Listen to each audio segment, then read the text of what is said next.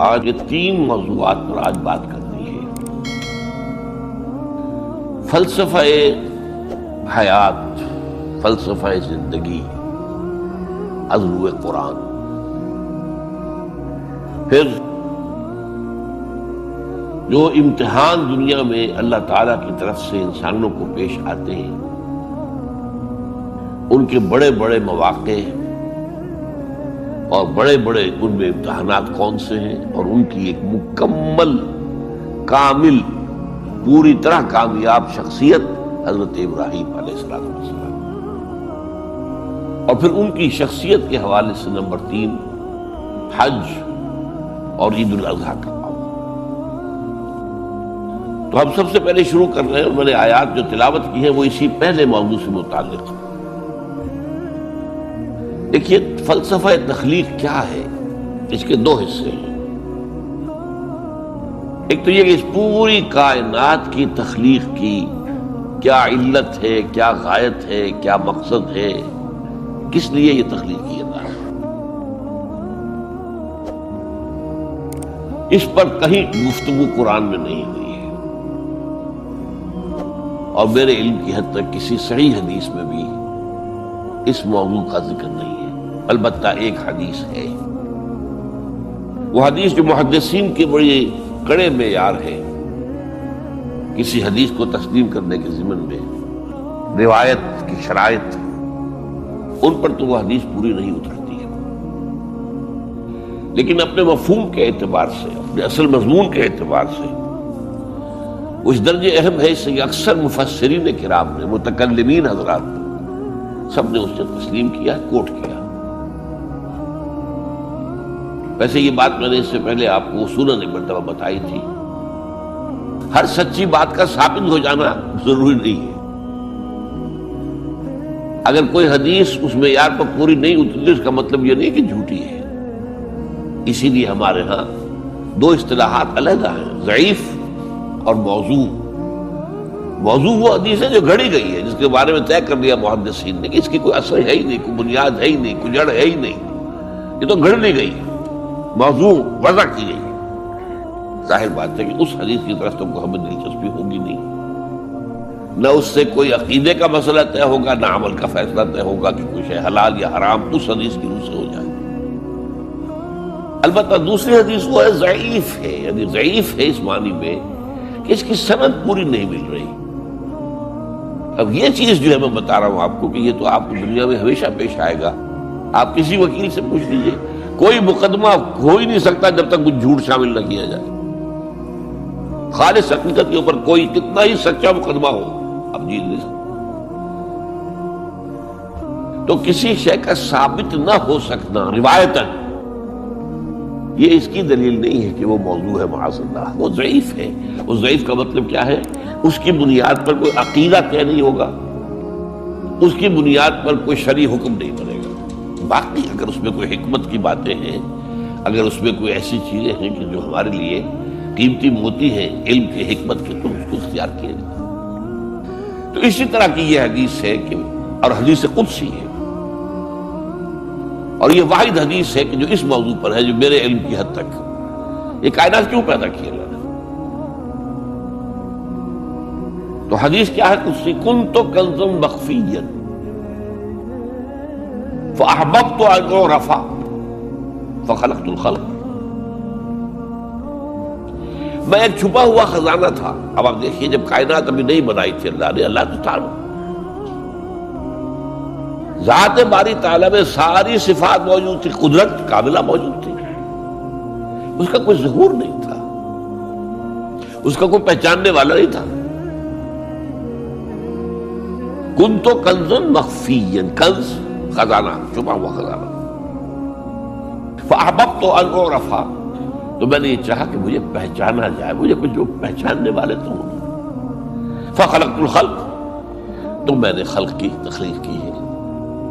اب اس میں 2 پہلو ہو گئے، ایک تو اس خلق کے ذریعے سے مجھے پہچاننا، کائنات کو انسان دیکھتا ہے تبھی تو عظمت منکشف ہوتی ہے اللہ کی، اس کی قدرت خلاقی دیکھیے، اس کی حکمت کا کمال دیکھیے۔ جیسے کہ ابھی سورہ ملک کی میں نے آیت آپ کو سنا، اس کے آگے بات کیا ہے کہ تم ذرا اپنی نگاہیں آسمان میں پھیراؤ، دیکھو کہیں تمہیں ہماری اس تخلیق میں کوئی خلا نظر آتا ہے؟ پھر دیکھو، پھر دیکھو، تمہاری نگاہیں تھک ہار کر واپس آ جائے گی، تمہیں کہیں کوئی خلا نظر نہیں آئے گا۔ اتنی کامل تخلیق۔ تو اگر کامل تخلیق ہے تو کامل تو اللہ کی ذات ہوئی نا، جس نے اس کو پیدا کیا۔ ایک تو اس کائنات سے اللہ کو پہچانا جائے، اور ایک کو پہچاننے والا بھی تو ہونا، وہ ہے آدم۔ اسی لیے تخلیق کا کمال، نقطہ عروج، کلائمیکس آدم، انسان۔ اس کو عقل دی، اپنی عقل سے دیکھو، پہچانو۔ یہ اصل میں امتحان کا معاملہ ہوا ہے کہ جہاں تک تو ہے تخلیق کلی کا تھا سوال، اس کا تو اس کے سوا کوئی ہمارے پاس کوئی اور جواب ہے ہی نہیں، بس سیدھی سی بات۔ یہ حدیث قدسی کہ کنت کنزا مخفیا فاحببت ان اعرف فخرقت الخلق۔ ہاں، اب اس میں حیات دنیاوی کا مقصد کیا ہے؟ یہ جو انسان کی زندگی ہے یہ کوئی 30 40 50 60 70 80 برس کی نہیں ہے۔ ہم پچھلے دنوں وہ حدیث پڑھ چکے ہیں اور وہ آیات قرآن مجید ہیں جن میں کہ انسانی زندگی کے 5 ادوار میں نے گنوا دیے آپ کو۔ پہلی تخلیق ہوئی تھی صرف ارواح کی شکل میں، بدن نہیں تھے، وہ پہلی زندگی تھی ہماری۔ پھر ہمیں سلا دیا گیا، کولڈ سٹوریج میں رکھ دیا گیا۔ پھر اس دنیا کا سارا نظام مادی بنا اور اس میں تخلیق آدم ہوئی مٹی سے، تو پھر وہ آدم کی روح پھونکی گئی، یہ دوسرا دور آ گیا۔ اب آدم ہے، روح آدم جمع، جس میں آدم۔ پھر ان پر موت آئی، پھر جلایا جائے گا اور پھر ہمیشہ کے لیے رہیں گے زندہ۔ تو کیا ہے یہ زندگی آپ کے خیال میں؟ یہ 50 60 70 سال یہ چھوٹا سا ٹکڑا ہے البتہ۔ اسی کو اقبال کہتا ہے نا، تو اسے پیمانہ امروز و فردا سے نہ ناپ، جاویداں پہم دواں ہردم جواں ہے زندگی۔ یہ کوئی 25 30 60 70 سال، ان میں سے بھی کیا ہے، کافی بڑا حصہ تو گزر گیا، شعور ہی نہیں، ابھی فہم ہی نہیں، سمجھ ہی نہیں، اور ایک خاص عمر کو پہنچنے کے بعد پھر معلوم ہوتا ریورس گیئر لگ گیا کہ لا یعلم من بعد علم شیئا، جو کچھ سیکھا پڑھا تھا وہ بھی گیا، اب تو وہ میموری ختم ہو گئی۔ لہذا تھوڑا سا وقفہ ہے، 40 50 سال بس کریے میکسیمم۔ نہیں، انسانی زندگی یہ نہیں ہے۔ تو اسے پیمانہ امروز و فردا سے نہ ناپ، جاویداں پہم دواں ہردم جواں ہے زندگی۔ اور ایک عجیب مصرع ہے اس شعر کے اندر، اس غزل کے اندر ہے، کبھی جاں اور کبھی تسلیم جاں ہے زندگی۔ اس کو بہت کم لوگ سمجھتے ہیں، تسلیم جان کا کیا مطلب ہے؟ اس وقت تو میری زندگی چاہے میری جان کے حوالے سے زندہ ہوں نا میں، ہے کبھی جاں، اور اگر میں اللہ کی راہ میں گردن کٹوا دوں تو جان دے کر جو زندگی ملے گی اس سے اس جیسے اور کوئی زندگی ہو ہی نہیں سکتی۔ تسلیم جاں، جان دے دینا۔ وَلَا تَقُولُوا لِمَن يُقْتَلُ فِي سَبِيلِ اللَّهِ أَمْوَاتٌ بَلْ أَحْيَاءٌ وَلَكِنْ لَا تَشْعُرُونَ۔ اور پھر اس میں شعر آتا ہے آخری علامہ اقبال کا، الزم ہستی سے تو ابراہ مانند حباب۔ آپ اندازہ کیجئے، یہ کائنات ہستی، یہ تو پیسیفک اوشن سمجھیے، الزم ہستی سے تو، اب تیری حیثیت کیا ہے؟ حباب، جیسا سطح سمندر کے اوپر یہ بلبلے ہیں، بس ہماری حیثیت اس کے ساتھ کچھ نہیں۔ الزم ہستی سے تو ابراہ مانند حباب، اس ریاں خانے میں تیرا امتحان ہے زندگی۔ یہ جو دور ہے ہمیں دیا گیا ہے زندگی کا، یہ جو ہے اس زندگی میں سے کاٹ دیا گیا کچھ حصہ۔ پہلا حصہ جو تھا وہ روحانی، اس کے بعد موت آ گئی، پھر وہ زندگی آئی جو اس دنیا کی ہے، پھر موت آ جائے گی۔ ان دو موتوں کے درمیان ایک زندگی ہے، اور ایک پہلی موت سے پہلے بھی زندگی تھی اور دوسری موت کے بعد کی زندگی، 5 ادوار پھر میں گنوا رہا ہوں۔ اس حوالے سے جو مقصد حیات ہے دنیاوی وہ ہے امتحان. اس لیے میں نے وہ آیات آپ کو سنائی. تبارک الذی بیدہ الملک وہو علی کل شیء قدیر الذی خلق الموت والحیاۃ لیبلوکم ایکم احسن عملا. اس نے یہ موت و حیات کا سلسلہ کیوں پیدا کیا؟ کیوں یہ دو موتوں کے درمیان یہ چھوٹی زندگی علیحدہ کر دی اور ان زندگیوں سے علیحدہ کر دیا جو پہلے تھی اور بعد میں آنے والی ہے اور جو ابدی ہے. خلق الموت والحیات لیبلوکم ایکم احسن عملا. یہ امتحانی وقفہ ہے تمہارا، وہ تمہیں آزمانا چاہتا ہے. بلا یبلو اسی سے ابتلا کا لفظ بنا ہے، باب افتعال، امتحان لینا، آزمانا. لیبلوکم ایکم احسن عملا، تاکہ اللہ جانچے تمہیں، پرکھے کون ہے تم میں سے اچھے عمل کرنے والے. پھر یہی بات جو ہے بہت اور شاندار انداز میں سورہ کہف میں آئی ہے. انا جعلنا ما علی الارض زینۃ لہا لنبلوہم ایہم احسن عملا. اس زمین پہ جو کچھ ہم نے بنایا ہے اس کا سنگھار ہے، زینت ہے. کھیتی لہلہا رہی ہے، آپ دیکھیے کاشتکار کا، کسان کا دل جو ہے باغ باغ ہو رہا ہے کہ نہیں. اس کی محنت، اس کی بہت بڑا محل آپ نے بنایا، بہت اچھا لگتا ہے آپ کو. وَمَسَاكِنَ تَرْضَوْنَهَا، یہ ساری چیزیں زندگی. اور آج آپ کو معلوم ہے جتنا جتنا یہ دجالی زمانہ آ رہا ہے ہم پر، اتنی ہی زندگی زیادہ پرکشش، زیادہ اٹریکٹیو. امریکہ میں جا کر دیکھیے آدمی مبہوت ہو جائے گا. فرمایا ہم نے اس کو اس کی آزمائش اور زمائش بنا دیا ہے. لنبلوکم ایکم احسن عملا، ہم تمہارا امتحان لینا چاہتے ہیں کہ اس کے حسن کے گرویدہ ہو کر رہ گئے یا نہیں. ہمارے جلال و جمال سے اپنا تعلق قائم کر کے ہمارے طالب بنے، دنیا کے طالب نہیں بنے. یہ امتحان ہے.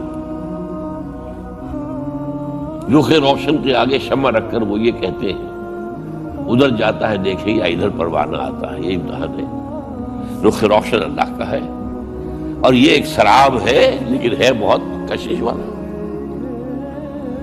جہاں بھی آپ جائیں گے ویسٹ میں، آپ دبئی میں جا کر آدمی ہوش و حواس میں قائم نہیں رہتے انسان. تو آپ کے اتنے قریب آ گیا معاملہ. میں تو جا کے امریکہ جا کر دیکھنا ہوتا تھا. اب تو یہ لاہور سے 3 گھنٹے کی فلائٹ ہے. اللہ خیر سلام. دیکھیے جا کے کس قدر پرکشش ہے. زندگی کا امتحان کتنا سخت ہو گیا. اس لیے کہ ظاہر بات ہے جتنی یہ پرکشش ہوگی اتنی ہی آپ کے گم ہو جانے کا امکان زیادہ ہوگا. کافر کی یہ پہچان کہ آفاق میں گم ہے، اور مومن کی یہ پہچان کہ گم اس میں آفاق. وہ دنیا میں رہتا ہے لیکن دنیا سے بالاتر ہو کر رہتا ہے. بازار سے گزرا ہوں، خریدار نہیں. یہ جو انسانی زندگی کا یہ جو دنیاوی حصہ ہے تو گویا کہ اس کا مقصد کیا ہے وہ واضح ہے. قرآن نے واضح کیا. ابتلا، آزمائش. لنبلوکم ایکم احسن عملا. اس کام کے لیے ہم نے دنیا کے اندر آرائش بھی پیدا کر دی، زیبائش بھی پیدا کر دی. تمہارا امتحان ہے. تم ہم سے نہ لگاتے ہو، ہم سے محبت کرتے ہو. والذین آمنوا اشد حبا للہ، یا تمہارے دل پر تسلط ہو جاتا ہے اس دنیا کی اور مال و دولت کی محبت کا. بس تم گئے تو ادھر گئے یا ادھر آئے. either you are with us or against us. دنیا کے ہو گئے تو ہمارے خلاف آواز تو نہ رہے. پھر اب اس میں آپ کو گنواتا ہوں یہ امتحانات کرے کون کون سے امتحان ہیں جن سے انسان گزرتا ہے، جس کا میں نے کہا ہے کامل مرقع ہے حضرت ابراہیم علیہ السلام کی شخصیت. سب سے پہلا انسان کا امتحان جو ہے اس کے عقل کا، شعور کا، اس کے فہم کا، اس کی فطرت کا، اس کی جبلت کا. وہ کیا ہے؟ اس دنیا میں آنکھیں کھولنے کے بعد اللہ تعالی پر ایمان لاتا ہے یا نہیں؟ اللہ کو پہچانتا ہے کہ نہیں؟ میرا خالق کون؟ میرا مالک کون؟ میرا پیدا کرنے والا کون؟ کون میرا محبوب ہے، کون میرا مقصود ہے، کون میرا مطلوب ہے، کون میرا حاکم ہے، کون میرا آقا ہے، کون ہے قانون دینے والا، کون ہے ہدایت دینے والا. یہ پہچان لینا عقل و فطرت کا پہلا امتحان ہے جس سے انسان گزرتا ہے. اور ظاہر بات یہ امتحان جتنا کسی ماحول میں گمراہی، شرک، کفر کے تہ برتہ اندھیرے ہوں گے اتنا ہی امتحان سخت ہوگا. آپ مسلمانوں کے ماحول میں رہ رہے ہیں تو ٹھیک ہے، مسلمان بھی اب دنیا پرست بن گئے ہیں یا جو بھی آپ کہیں، حقیقی مسلمان تو دیکھنے کو نہیں ملتا. پھر بھی بہرحال اسلام تو ہے نا یار، کسی نہ کسی دیکھ کو تو چیز تو اللہ یاد آ جاتا ہے، کبھی نہ کبھی تو کسی کی بات ہی دل میں اتر جاتی ہے. وہ اللہ کا بندہ جو ہے خلوص و اخلاص سے کہتا ہے بات اور وہ آپ کے دل میں اتر. آپ ایسے معاشرے کا تصور کیجیے جہاں سرے سے ہدایت ہے ہی نہیں، کفر ہی کفر ہے، شرک ہی شرک ہے، باطل ہی باطل ہے. اس میں ایک شخص آنکھ کھولے اور پھر وہاں وہ خالق حقیقی کو پہچان لے، یہ ہے سب سے بڑی کامیابی. آپ کو معلوم ہے قرآن مجید میں سورہ انعام میں پورا قصہ بیان ہوا ہے. جس ماحول میں کہ حضرت ابراہیم نے آنکھ کھولی ہے وہ ماحول کون سا ہے؟ ہر طرح کا شرک وہاں پر انتہائی درجے میں موجود تھا. سورج اور چاند اور ستاروں کی پرستش، بتوں کی پرستش، اور سیاسی شرک. بادشاہ کہتا تھا میں خدا ہوں، نمرود جو دعویٰ تھا فرعون کا وہی اس کا تھا. کہیں سے کوئی توحید، کوئی اللہ کی بات، کوئی نیکی کی بات، کہیں کوئی روشنی، کوئی کرن اس معاشرے میں تھی. اس معاشرے میں خالص اللہ نے جو فطرت سلیم عطا کی تھی اور جو عقل سلیم عطا کیا تھا، اس کی روشنی میں سفر کرتے ہوئے ان تمام معبودوں کا انکار کر کے انی وجہت وجہی للذی فطر السماوات والارض حنیفا وانا من المشرکین، میں تمہارے ان معبودوں کو نہیں مانتا، میں ان کی نفی کرتا ہوں، ان سب کا باغی ہوں، یہ سب گمراہی ہے. میں نے اپنا رخ کر لیا ہے ہر طرف سے یکسو ہو کر اس ہستی کی طرف جو آسمان اور زمین کی خالق ہے. سورج کا بنانے والا، میں سورج کو نہیں پوچھتا، سورج کے بنانے والے کو پوچھتا ہوں. میں چاند کا پجاری نہیں ہوں، چاند کے خالق کا پجاری ہوں. یہ ستاروں کا میں پجاری نہیں ہوں، ستاروں کے پیدا کرنے والوں کا، مالک کا میں پجاری ہوں. کائنات کا نہیں ہوں، کائنات کے خالق کا. انی وجہت وجہی للذی فطر السماوات والارض حنیفا وما انا من المشرکین.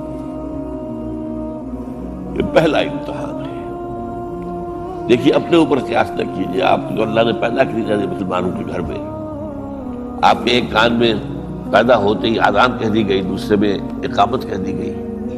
آخر کہیں نہ کہیں تو اثر اس کا ہوتا ہوگا نا، تبھی تو، ورنہ یہ بے مقصد تو کام نہیں ہے. حضور سے مسنون ہے یہ. کیا پتہ ہمارے تحت شعور کی کون سی ٹیپ جو ہے وہ اس وقت چل رہی ہو اور اس کے اوپر جو ہے یہ نقش ہو گئے، کچھ نہیں کہہ سکتے. لیکن وہاں جو کچھ بھی نہیں تھا، کفری پر، سیاسی شرک، مذہبی شرک، ستارہ پرستی کا شرک، بت پرستی کا شرک. اس میں ایک نوجوان، سلیم الفطرت نوجوان، اس نے ان تمام سے رخ موڑ کر ایک اللہ کی ہستی کی طرف. اب آپ سوچئے دوسرا امتحان آتا ہے. حق پر پہنچ تو گئے، حق پر کھڑے رہنا آسان نہیں ہے.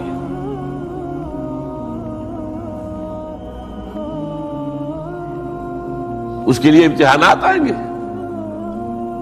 آزمایا جائے گا. الف لام میم احسب الناس ان يتركوا ان يقولوا آمنا وهم لا يفتنون ولقد فتنا الذين من قبلهم فليعلمن الله الذين صدقوا وليعلمن الكاذبين. ہم تو آسماتے ہیں. پھر تم نے کہہ تو دیا ربی اللہ، اچھا آپ دیکھتے ہیں تمہیں جانچیں گے پرکھیں گے امتحان دیں گے تمہارا. وہ امتحان کیا تھا؟ اسی کو کہا رسول حامیم سجدہ ان الذین قالوا ربنا اللہ ثم استقاموا، بے شک وہ لوگ جنہوں نے کہا ہمارا رب اللہ ہے اور پھر جم گئے. یہ جم جانا جو ہے اس استقامت میں قیامت مضمن ہے. سب سے پہلے گھر میں جنگ ہوئی. باپ کہتا ہے ابراہیم کیا اراغب انت عن آلہتی یا ابراہیم، اے ابراہیم یہ کیا تم میرے آلہہ میرے جو معبود ہیں ان سے تم نے روگردانی کر دی ہے. اور ابراہیم سمجھا رہے ہیں یا ابت ابا جان انی قد جانی من العلم ما لم یاتک فاتبعنی اہدک صراطا سویا. ابا جان میرے پاس وہ علم آیا ہے جو آپ کے پاس نہیں آیا. مجھے اللہ نے وحی کے ذریعے سے ہدایت کاملہ عطا کر دی ہے، تو آپ کو میری پیروی کرنی پڑے گی. دیکھیے بات الٹی ہو رہی ہے. وہ باپ ہے تم بیٹے ہو، وہ کہہ سکتا ہے میں نے اپنے یہ بال دھوپ میں سفید کیے، تم کل کے بچے. آج تم مجھ سے مانگ رہے ہو، مطالبہ کر رہے ہو. دلیل پہلے دے دی ہے یا ابت انی قد جانی من العلم ما لم یاتک. وہ علم کا وہ شعبہ آپ کے پاس ہے ہی نہیں جو اللہ نے مجھے وحی کے ذریعے سے دے دیا. یاد آپ کو میری پیروی کرنی ہوگی. یا ابت لا تعبد الشیطان، ابا جان دیکھیں شیطان کی پیروی نہ کیجیے. انہ قال للرحمن عصیا، وہ تو رحمان کا بڑا گنہگار تھا، سرکش تھا، باغی تھا. یا ابت انی اخاف ان یمسک عذاب من الرحمن فتکون للشیطان ولیا. ابا جان مجھے بڑا اندیشہ ہے کہ آپ کہیں اللہ کی نگاہ میں شیطان کے ساتھیوں میں شمار نہ ہو جائیں اور پھر آپ پر اللہ کا عذاب نہ آ جائے. لیکن جواب کیا دیا باپ نے؟ اراغب انت عن آلہتی یا ابراہیم لئن لم تنتہ لارجمنک واہجرنی ملیا. اے ابراہیم میرے آلہہ میرے معبودوں سے روگردانی کر رہا ہے، باز نہیں آؤ گے سنسار کر دوں گا، پتھر مار مار کے ہلاک کر دوں گا، اور نکل جاؤ دفع ہو جاؤ میری نگاہوں کے سامنے سے. وہ فطرت سلیمہ کا حامل نوجوان کیا کہتا ہے؟ قال سلام علیک. اچھا ابا جان آپ پر سلامتی ہو. میں قال سلام علیک، میں جاتا ہوں گھر چھوڑ کے جا رہا ہوں، لیکن میں اپنے رب سے آپ کے لیے دعا کروں گا کہ وہ آپ کو ہدایت دے. وہ مجھ پر بڑا مہربان ہے، مجھے امید ہے کہ وہ میری اس دعا کو رد نہیں کرے. اب اس سے ذرا آگے بات بڑھی. ابراہیم سوچتے ہیں کہ ان لوگوں کے اوپر تیشہ زوردار مارنا ہوگا، یہ جاگنے کو تیار نہیں ہے.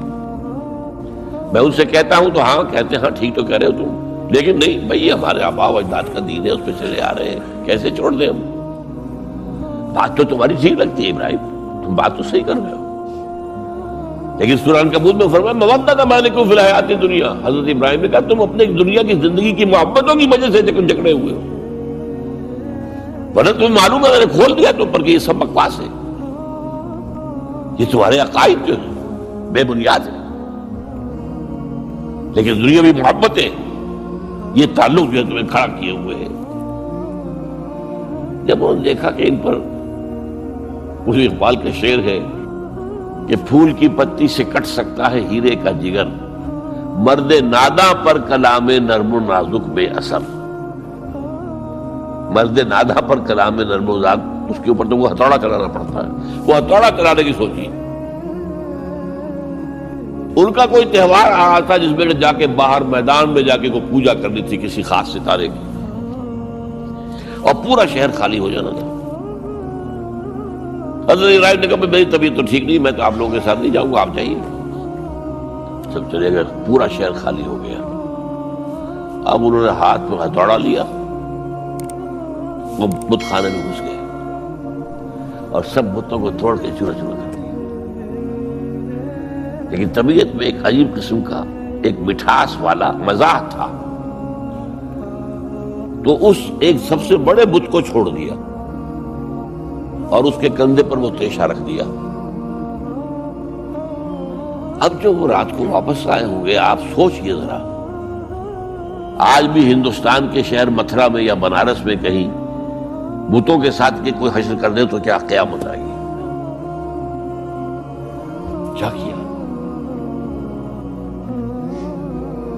من فعل ھذا بآلہتنا، کون ہے وہ جس نے ہمارے معبودوں کا یہ حشر کیا ہے؟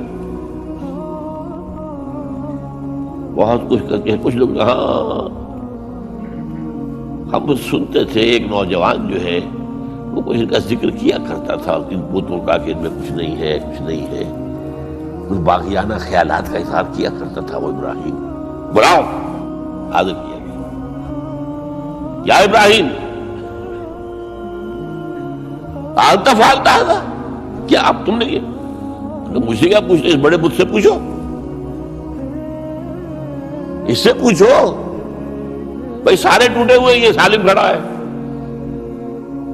اور نمبر 2 جسے کہتے ہیں پولیس کی اصطلاح میں آلہ واردات، قتل کیا تھا تو کس چیز سے کیا تھا وہ بھی برآمد ہو گیا، وہ چھری بھی مل گئی ہے، اس پر خون کے دھبے بھی ہیں. اور آج تو آپ کو معلوم ہے کہ خون کے قطرے سے بھی پتہ چل جاتا ہے کہ کس کا خون تھا، جینیٹکس کے ذریعے سے. تو اس نے کیا ہوگا کہ ابراہیم عقل کے ناخن لوگ، ان سے پوچھے یہ بات کرتے کوئی؟ اف لکم، تف ہے تم پر، تم پوچھتے ہو ان کو جو بات تک نہیں کر سکتے، جو اپنا دفاع نہیں کر سکتے، جو اپنے آپ کو بچا نہیں سکتے. ایک عام انسان بھی دفاع کرتا ہے اپنا. فرجعوا الی انفسہم، اب انہوں نے اپنے اندر دلوں کی طرف دھیان کر کے سوچا کہ واقعی ابراہیم صحیح کہتا ہے. لیکن پھر لوٹے، پھر وہ عصبیت، پھر وہ آباء و اجداد کے ساتھ تعلق، پھر وہ معاشرتی نظام. انہوں نے کہا بس اس کو قتل کرو، اس کو ختم کر دو. یہ اس کو فیس کرنا، آپ سوچ لیجیے کتنے بڑے امتحان کی بات تھی، کتنے بڑے جگر کی بات تھی. اچھا چونکہ وہاں نظام بھی تھا، بادشاہ کے دربار میں حاضری ہو گئی. ابراہیم ہم نے سنا تم ہمارے سوا کسی کو خدا مانتے ہو؟ جی ہاں. کون ہے وہ خدا؟ فرمایا میرا رب وہ ہے جو زندہ رکھتا ہے اور مارتا ہے. ربی الذی یحیی و یمیت، قال انا احیی و امیت، میں بھی زندہ رکھتا ہوں اور مارتا ہوں. فوراً جو ہے حکم دیا، جیل خانے سے 2 قیدیوں کو بلایا، ایک کی گردن اسی وقت مار دی، دیکھو میں نے مروا دیا کہ نہیں، ہے نہیں میرے پاس اختیار. اور ایک کو جاؤ اسے چھوڑ دی. میں خدا ہوا کہ نہیں؟ حضرت ابراہیم نے سمجھ لیا کہ اب یہ جس قسم کی کچ بحثی میں آگے آئے، یہاں بھی کوئی ہتھوڑا چلانا پڑے گا. فرمایا فإن اللہ یاتی بالشمس من المشرق فأت بہا من المغرب، میرا رب وہ ہے جو مشرق سے نکالتا ہے سورج کو، تم خدا ہو تو ذرا مغرب سے نکال کے دکھاؤ. فبہت الذی کفر، تو وہ جو کافر تھا مبہوت ہو کر اب کیا کہیں، آئے بائیں شائیں. فبہت الذی کفر. لیکن میں یہاں پہ جو زور دے رہا ہوں، آپ اس ہمت، اس قوت ارادی کا اندازہ کیجئے کہ جو ایک بڑے زبردست بادشاہ کے میں سامنے کھڑے ہو کر یہ بات کر رہا ہوں اور ڈٹ کر رہا، آنکھوں میں آنکھیں ڈال کر رہا ہے. ان الذین قالوا ربنا اللہ ثم استقاموا تتنزل علیہم الملائکۃ الا تخافوا ولا تحزنوا وابشروا بالجنۃ التی کنتم توعدون. یہ کیفیت. تو پہلا امتحان تو ہے ان مادی غلافوں میں لپٹے ہوئے ہونے کے باوجود حق کو پہچان لینا. اس مادی کائنات میں گم نہ ہو جانا، اس سے ماورا، اس سے بلندتر ہو کر اس ہستی کو پہچاننا جس نے اس کو پیدا کیا. انی وجہت وجہی للذی فطر السماوات والارض حنیفا وما انا من المشرکین. پھر اس پر قائم رہنا اور بڑے سے بڑا رزق لینا. آپ نے گھر سے نکال دیا، ٹھیک ہے چل جا رہا ہوں. قال السلام علیک ساستغفر لک ربی انہ کان بی حفیہ. موت کو فیس کیا ہے تو اس طرح کیا ہے. کیسا جواب دیا کیسا؟ میں نے کہا ایک مذاق کا انداز تھا ان کے عمل میں کہ اس سے پوچھو، ایک صحیح سالم کھڑا باقی ٹوٹے ہوئے تو کرنے والا یہ سرکمسٹانشل ایویڈنس کیا ہوتا ہو؟ آج بھی آپ کے ہاں مقدمات کے اندر ایک سرکمسٹانشل ایویڈنس بھی تو ہوتا ہے، حالات قرائن کی کیا گواہی ہے؟ تو وہ سالم ہے، باقی سب ٹوٹے ہوئے، دوسرے یہ کہ آلہ جو ہے اس کے پاس سے برآمد ہو رہا ہے، اس کے کندھے پر رکھا ہوا، اور پھر یہ کہ بادشاہ کے دربار میں جا کے جس طرح اس نے انکار کیا ہے اس کی خدائی کا، ان کا ٹھیک ہے، اس کو تو اب زندہ آگ میں ڈالو اور یہ گر جائے، ختم کر دو، بسم کر دو۔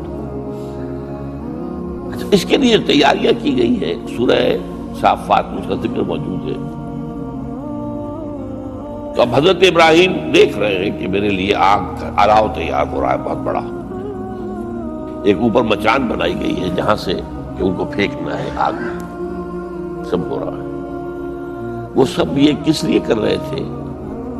یہ نوجوان پہ ہوش ٹھکانے آ جائیں گے جب آگ دیکھے گا سامنے۔ ابھی تو کوئی آیا نہیں نا امتحان اس پر، اسی لیے قرآن میں آیا ہے کہ ہم نے ان کو ناکام کر دیا جنہوں نے کہ یہ آزمائش ڈالی تھی۔ حضرت ابراہیم کود گئے،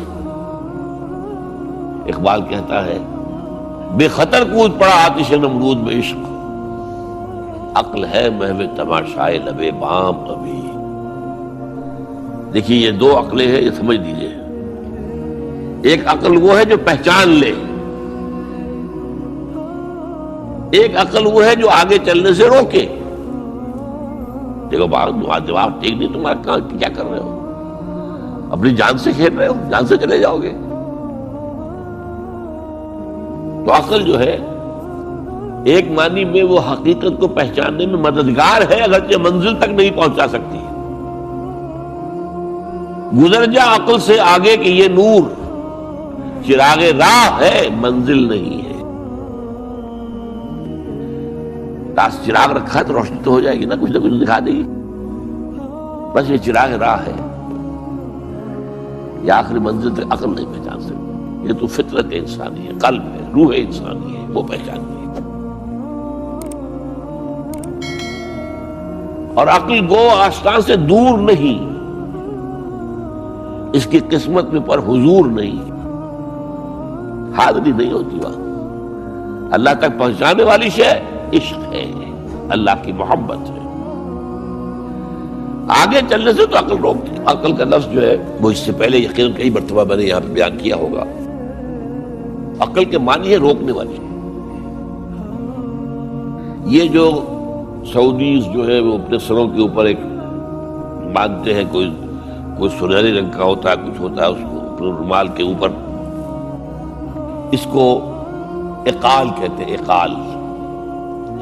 یہ ان کی پرانی بدویانہ، جب ان کو کھانے پینے کو بھی نہیں ملتا تھا، بھوکے پیاسے ننگے پاؤں ننگے بدن رہتے تھے، اس وقت سے ایک رواج ہے۔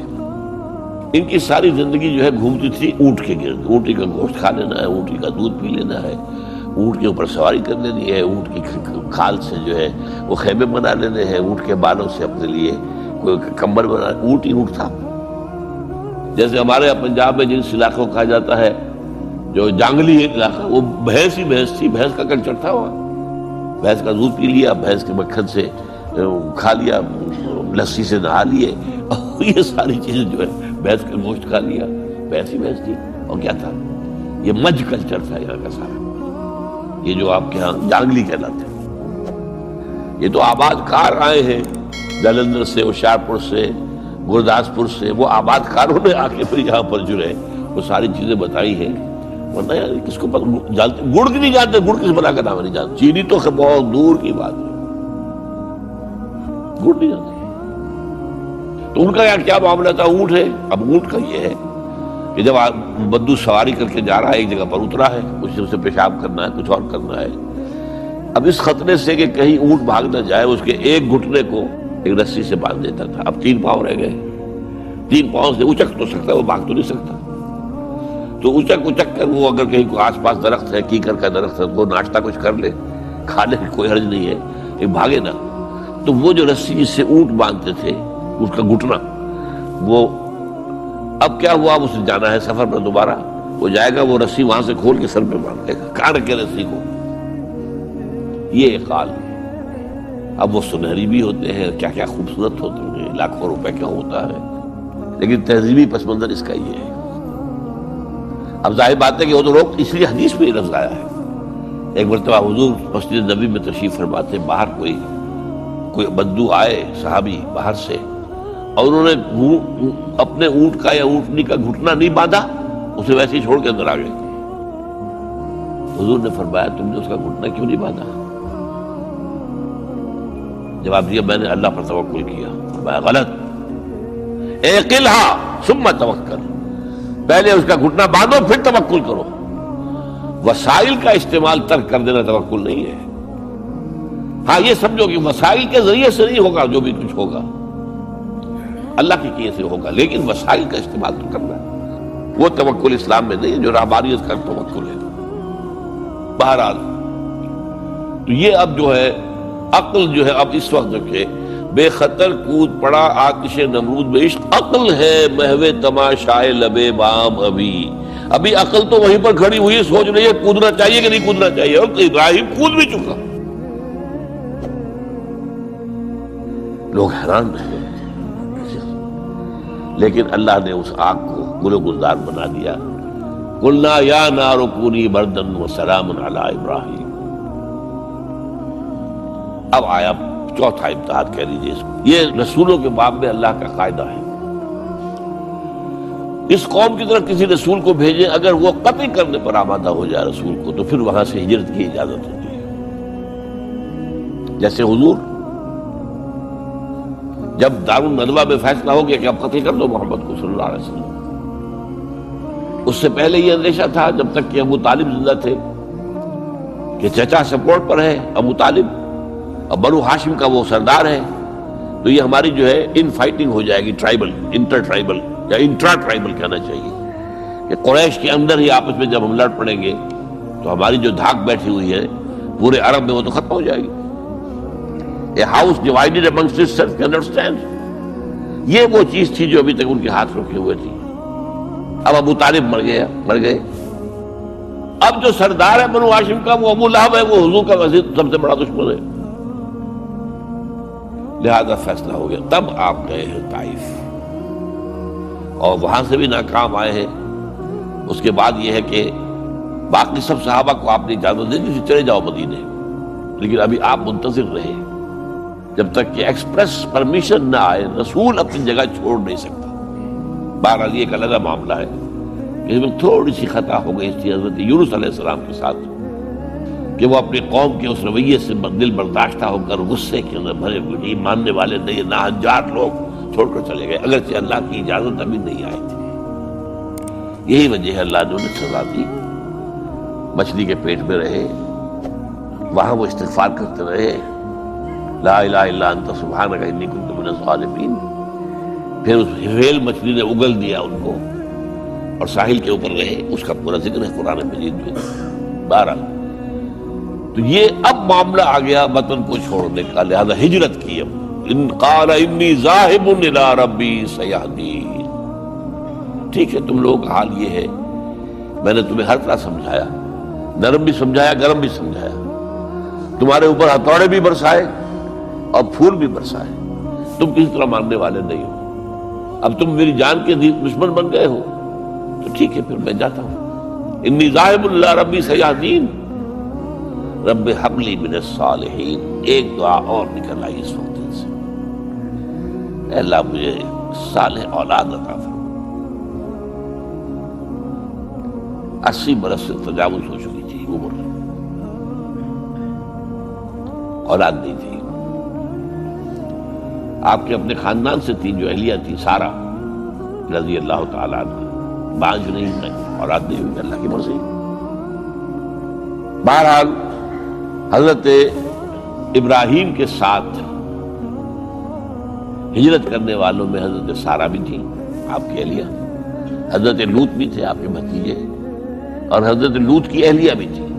یہ اہلیہ جو ہے لوط کی، یہ مومنہ تھی، یہ ساتھ انہوں نے ہجرت کی ہے. بعد میں جب جا کر جب انہیں اللہ تعالیٰ کے حکم سے حضرت ابراہیم نے بھیج دیا سدوم اور عامورہ کی بستیوں کی طرف، تو وہاں شاید معلوم ہوتا کوئی اور شادی کی ہے، وہ کافرہ رہی اور اس نے جو ہے حضرت لوط کے ساتھ جو ہے خیانت کا معاملہ کیا، وہ ایک علیحدہ معاملہ ہے۔ بہرحال اس وقت جو دعا کی رب ہب لی من الصالحین، اس کے جواب میں اللہ نے فوراً ہم نے اسے ایک غلام فبشرناہ بغلام حلیم، ہم نے انہیں بشارت دے دی ایک بہت ہی بردبار حلیم الطبع متحمل مزاج بیٹے کی۔ یہ اسماعیل کی تعریف ہے، نوٹ کر لیجیے گا۔ دوسرے بیٹے ہوئے حضرت سارہ کے بعد میں، ان کو کہا گیا ہے غلام علیم عالم۔ حضرت اسماعیل کے لیے کہا گیا ہے غلام حلیم، بہت بڑے حلیم متحمل مزاج، بہت بادشاہ۔ اس کا بھی تھوڑی سی داستان بیان کر دوں۔ حضرت سارہ کہاں کے یہاں اولاد نہیں تھی، حضرت ابراہیم ہجرت کر کے آئے تھے، کہاں سے پیدا کہاں ہوئے تھے؟ شہر ار، یہ جو عراق کا اس وقت کا سب سے بڑا شہر تھا، صدر مقام تھا، وہاں پیدا ہوئے تھے۔ وہاں سے ہجرت کر کے کہاں آئے؟ شام میں علاقہ، خاص طور پر فلسطین کا جو ہے کنعان، یہاں آ کر آپ نے ڈیرہ اپنا جما لیا۔ اور اس کے قریب میں ہی دو بستیاں تھیں جہاں پر کہ وہ سوڈومی والا معاملہ جو ہے آپ کو معلوم ہے، بدترین جو ہے گندگی تھی ان کے اندر، جہاں حضرت لوط علیہ السلام کو بھیجا۔ پھر انہوں نے ایک سفر کیا مصر کا، اس کی وجہ بھی سمجھ لیجئے۔ مصر میں اس وقت جو خاندان حکمران تھا وہ عرب تھا اصلاً، وہ مصری نہیں تھے، وہ فرائضہ نہیں تھے، وہ مصر کے تھے، عرب سے آ کر لوگوں نے قبضہ کیا تھا۔ تو حضرت ابراہیم وہاں گئے، وہاں ان کی بڑی پذیرائی ہوئی۔ ایک حادثہ سا بھی ہوا کہ یہ اندیشہ تھا کہ کہیں حضرت سارہ بہت خوبصورت تھی، تو کوئی بادشاہ جو ہے، وہ بادشاہوں کے اپنے انداز ہوتے ہیں، تو کوئی جو ہے کوئی غلط حرکت نہ کرے۔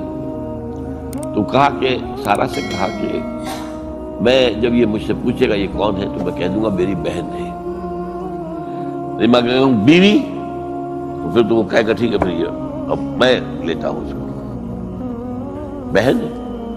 بہرحال اس میں جو بھی ہوا، اللہ تعالیٰ نے حضرت سارہ کی عزت بھی بچائی۔ وہ معجزہ دیکھا حضرت ابراہیم کی طرف سے جو اللہ نے پیش کیا، جیسے حضرت سارہ کو مصر کے بادشاہ کی اس غلط نیت سے بچائے رکھا۔ پھر اس شخص نے جو ہے اپنی بیٹی ہاجرہ یہ خدمت میں پیش کی۔ یہ ہاجرہ کنیز نہیں تھی، یہ اصل میں یہودیوں نے مشہور کر دیا ہے۔ یہودی کہتے ہیں کہ اصل بیوی تو تھی حضرت سارہ، اور سارہ کے ہاں اولاد بعد میں ہوئی ہے، وہ ہے اسحاق کے بیٹے ہیں یعقوب کی اولاد ہم ہیں، تو اصل تو ابراہیم کی اولاد ہم ہیں۔ ہاجرہ جو ہے تو کنیز تھی، لوڈی تھی، لہذا اس کی وہ عزت ہی نہیں، اسماعیل کی وہ عزت ہی نہیں، اسماعیل کا وہ مقام ہی نہیں۔ یہ یہودیوں کا قول ہے، لیکن وہ اصل میں کنیز نہیں تھی، وہ بیٹی تھی، شہزادی تھی۔ بلکہ تاریخ نے اپنے آپ کو پھر دہرایا ہے کئی ہزار سال بعد۔ حضور نے صلح حدیبیہ کے بعد جب خطوط لکھے ہیں دعوتی بادشاہوں کے نام، شہنشاہ ایران، شہنشاہ روم، مقوقس مصر، نجاشی حبشہ، خطوط لکھے، تو مقوقس جو ایک طرح کا بادشاہ تھا، پیٹریارک تھا، جو الیگزینڈریا کا، اس نے اکرام کیا حضور کے جو سفیر تھا، ان کا بڑی عزت کی، احترام کیا، اور پھر حضور کی خدمت میں دو جو ہے خواتین کو بھی بھیجا۔ اب اس زمانے میں یہی رواج دنیا کے اندر چلتے تھے، اور یہ گھوڑا بھیجا دلدل، وہ جو حضور صلی اللہ علیہ وسلم کا بہترین گھوڑا تھا، تو انہی میں سے ایک کنیز جو ہے ان سے حضور نے نکاح کیا، ماریا قبطیہ، اور ماریا قبطیہ سے اللہ نے اولاد دی حضور کو عمر کے آخری درجے میں، حضرت ابراہیم نام رکھا ان کا۔ نوٹ کیجیے، سائیکل مکمل ہو رہا ہے۔ ابراہیم گئے تھے مصر، وہاں سے ہاجرہ آئی، اور اس سے اسماعیل ہوئے، اسماعیل سے یہ ساری نسل چلی، محمد پیدا ہوئے، محمد کے نکاح میں پھر مصر سے آئی ہوئی ایک خاتون آئی ہے ماریا قبطیہ، ان سے جو پیدا ہوئے ان کا نام ابراہیم رکھا۔ تو یہ گویا کہ یہ ایک عجیب سائیکل ہے۔ بہرحال لیکن جب حضرت سارہ نے دیکھا کہ میرے ہاں تو اولاد نہیں ہو رہی، تو حضرت ابراہیم سے کہا کہ میں آپ ہاجرہ کے ساتھ آپ جو ہے ذر و شوکت تو معاملہ قائم کر لیجئے، تو اللہ آپ کو ان کے ذریعے سے اولاد دے دے، مجھے تو امید نہیں ہے کہ میرے ہاں اولاد ہو۔ تو اس پر حضرت ابراہیم نے ان کے ساتھ وہ رشتہ قائم کیا، اور اللہ نے اسماعیل جیسا بیٹا دے دیا۔ اب اللہ تعالیٰ نے حکم دیا ہاجرہ اور اپنے اس بیٹے کو لے جاؤ، اور جاؤ وہاں بواد غیر ذی زرع، جاؤ وہاں حجاز کی اس وادی کے اندر، وادی غیر ذی زرع، وہاں ان کو چھوڑ دو۔ اب یہ امتحان دیکھیے، توکل کا امتحان۔ حضرت ابراہیم لے آئے، کوئی متنفس نہیں، کوئی گھاس تک پیدا نہیں ہو رہی، کوئی درخت کا ہونا تو اور بڑی بات ہے کہ کھجور کا درخت ہو یا کوئی اور درخت ہو، پانی نہیں، پانی کا ایک مشکیزہ تھا ابراہیم کے پاس، وہ چھوڑ دیا، کچھ کھجوریں تھی وہ دے دی اور چلے۔ حاجرہ پوچھتی ہے ہمیں کس کے پاس سارے چھوڑنے جا رہے ہیں؟ کہنے لگے اللہ کے۔ یہ ہے توکل، اللہ کا حکم ہے، دعائیں مانگ مانگ کر رب ہب لی من الصالحین فبشرناہ بغلام حلیم۔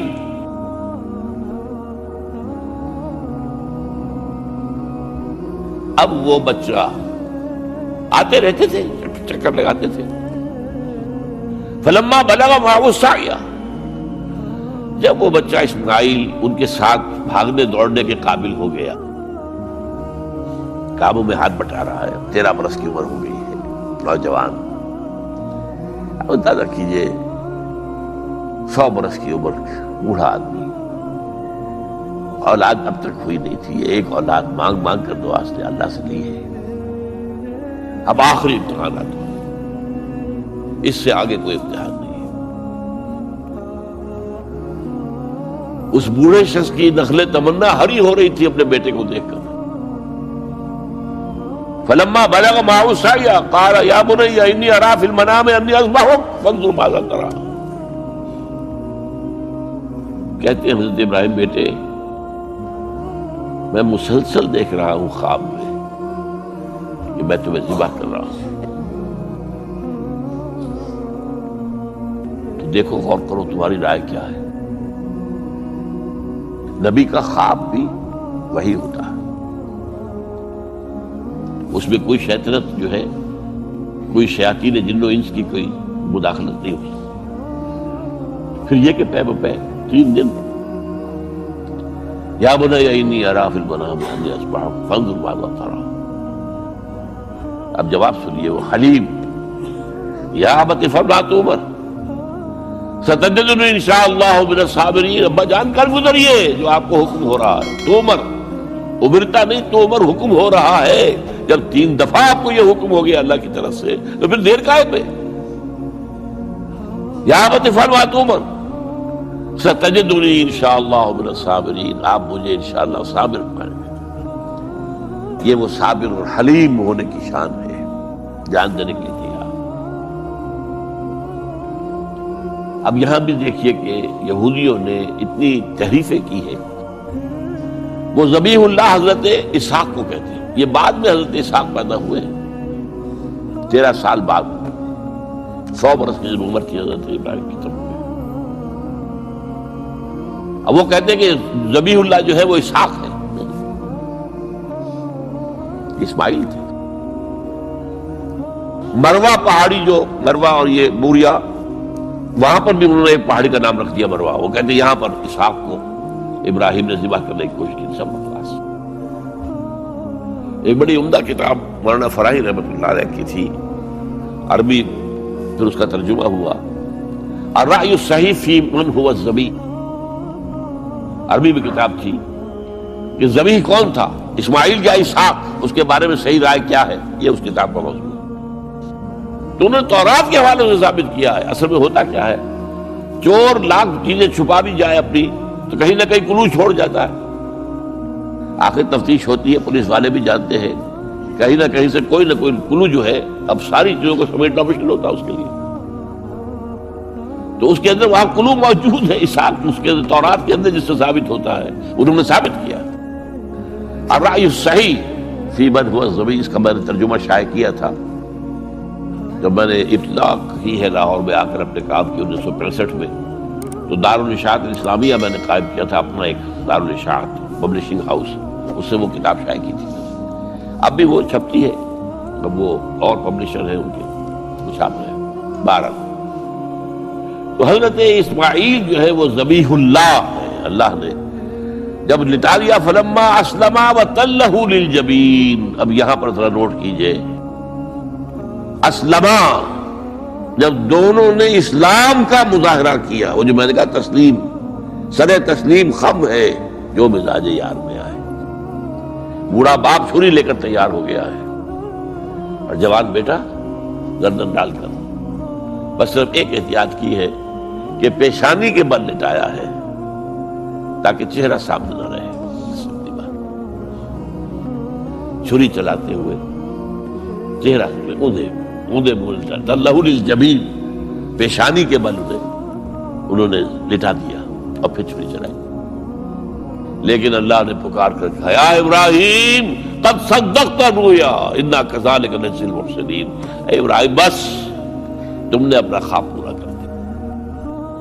میں نے آج سے بہت پہلے مضمون لکھا تھا اس پر، تو میں نے کہا تھا جس کا امتحان لیا جا رہا تھا وہ فیل نہیں ہوا، ممتحن کو بس کرنی پڑی ہے، اللہ کو بس بس بس۔ ان ھذا لھو البلاء المبین۔ اے ابراہیم واقعتاً یہ بہت بڑی آزمائش تھی، اس میں تم پورے اتر گئے۔ یہ میں نے آپ کے سامنے زندگی کا جو پورا ایک نقشہ ہے ابراہیم کا، ہر قدم پر امتحان، ہر قدم پر امتحان، ایک سے ایک کڑا امتحان، ایک سے ایک بڑا امتحان، اور آخری امتحان یہ تھا، ان ھذا لھو البلاء المبین۔ جب ممتحن یہ کہتے بھائی بات تم بہت پرچہ واقعی میں نے بہت مشکل سیٹ کیا تھا، کمال ہے تم نے بہت عمدہ حل کیا، تو اس سے بڑی شاباش کیا ہوگی؟ لیکن اس کے ساتھ یہ ہے کہ اب اگلا موضوع آ رہا ہے میرا، جہاں تک تو معاملہ آ گیا، یہ قربانی جو ہے اس کو پھر ہمیشہ کے لیے اب سنت ابراہیم کے طور پر جا باقی رکھا گیا۔ عین اس وقت جنت سے ایک میڑا ان کی جگہ آ گیا، حضرت اسماعیل کو کوئی قدم نہیں پہنچی، کچھ بھی نہیں، میڑا ذبح ہو گیا۔ اور وہ قربانی ہے جو آج پوری دنیا میں اس وقت سے لے کر ترکنا علیہ فی الآخرین، ہم نے اس کی یہ یاد ہے، یہ قربانیاں جو آپ دیں گے یہ کیا ہے؟ حضور سے پوچھا گیا ما ھذی الاضاحی یا رسول اللہ، اے اللہ کے رسول یہ اضاحی کیا ہے، یہ کیا ہے، یہ جو ہم قربانیاں دیتے ہیں کیا ہے؟ قال سنت ابیکم ابراہیم، یہ تمہارے باپ ابراہیم کی سنت ہے، اس کو زندہ رکھا ہے اللہ نے۔ ان کے اس امتحان کی کامیابی کو اس کا جشن منایا جا رہا ہے، ہر سال لاکھوں کا کروڑوں جانور جو ہے اللہ کے نام پر ذبح ہو رہے ہیں۔ یہ وہ اسماعیل کی قربانی کا جو ہے یہ جشن ہے جو منایا جا رہا ہے۔ البتہ یہاں میں ایک بات کہہ دوں، علامہ اقبال نے ایک شعر میں شاعرانہ ایک ہوتا نا تصور، ایک اس میں ایک بات کہی ہے جو میرے خیال میں مناسب نہیں ہے۔ شعر تو بہت اچھا ہے، غریب و سادہ و عجیب، غریب و سادہ و رنگی ہے داستان حرم، نہایت اس کی حسین ابتدا ہے اسماعیل۔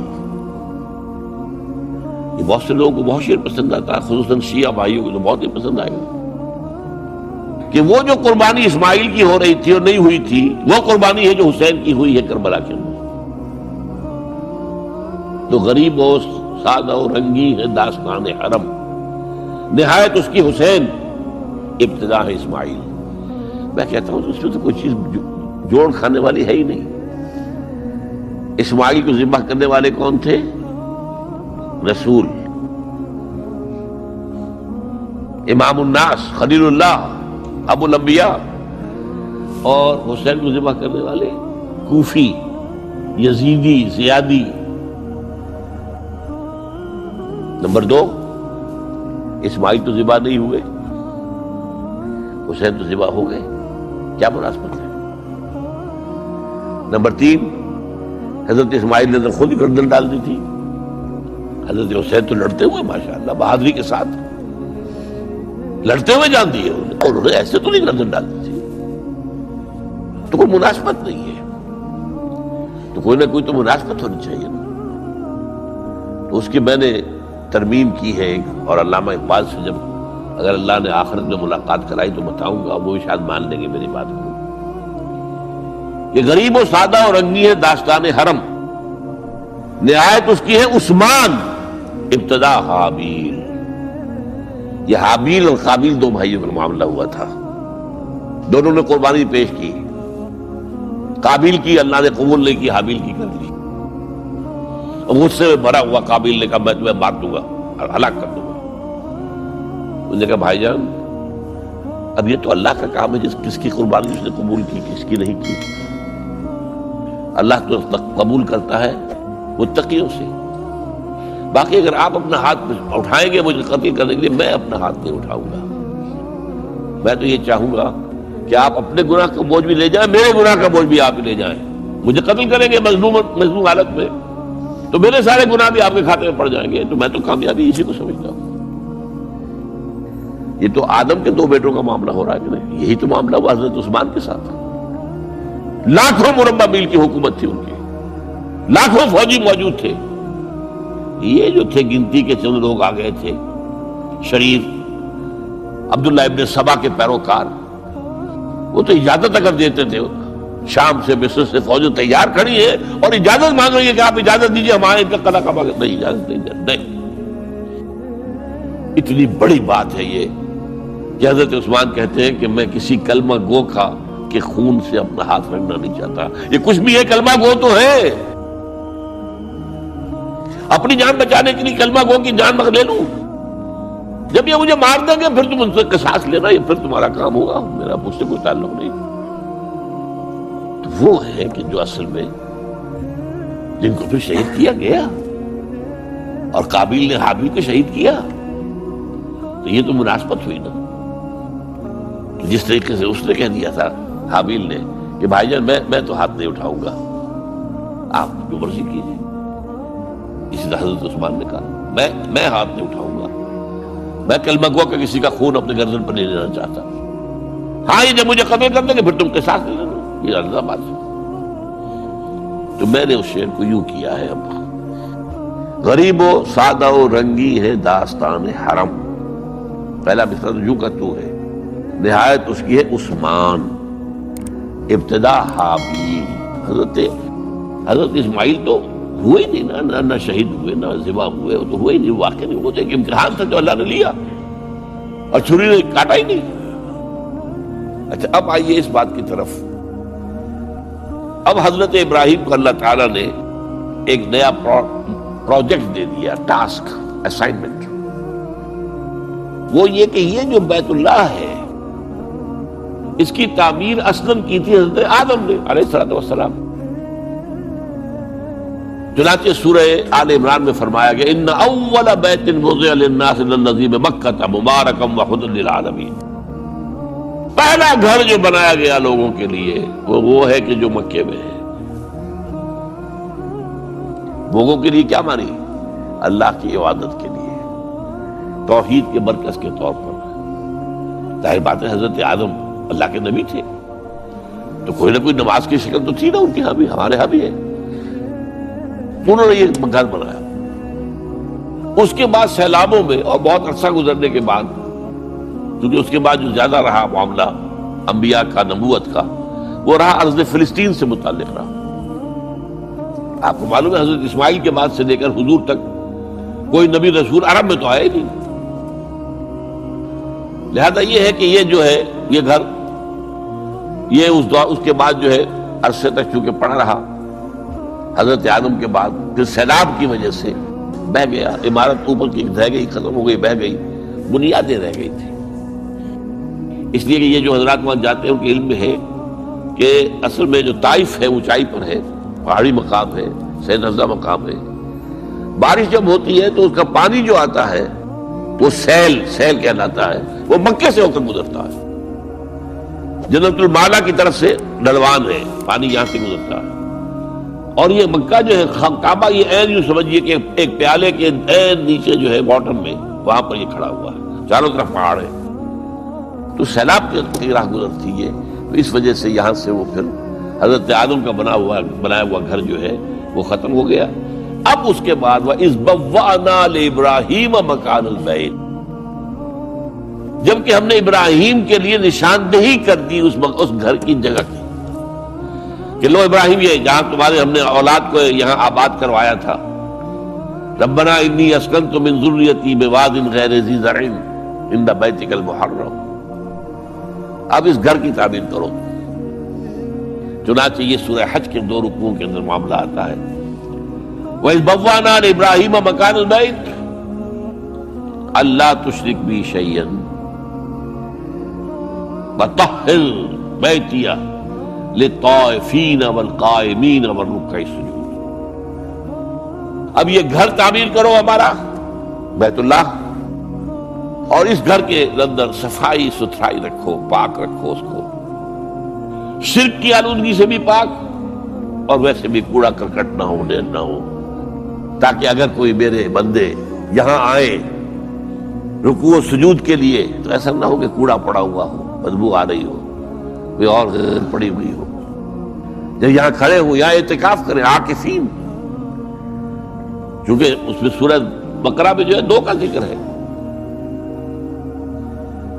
وَعِدْنَا إِلَىٰ إِبْرَاهِيمَ وَإِسْمَاعِيلَ أَن طَهِّرَا بَيْتِيَ لِلطَّائِفِينَ وَالْعَاكِفِينَ وَالرُّكَّعِ السُّجُودِ، باپ بیٹے دونوں کو حکم دیا جا رہا ہے۔ یہاں سورہ حج میں 1 کا ذکر ہے، وَإِذْ بَوَّأْنَا لِإِبْرَاهِيمَ مَكَانَ الْبَيْتِ أَلَّا تُشْرِكْ بِي شَيْئًا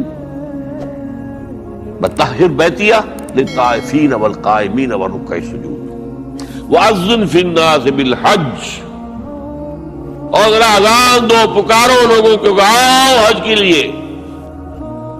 کہاں تک وہ اذان کی آواز گئی ہوگی، کہاں تک بات پہنچی ہوگی، اللہ کا حکم ہے اذان دیے۔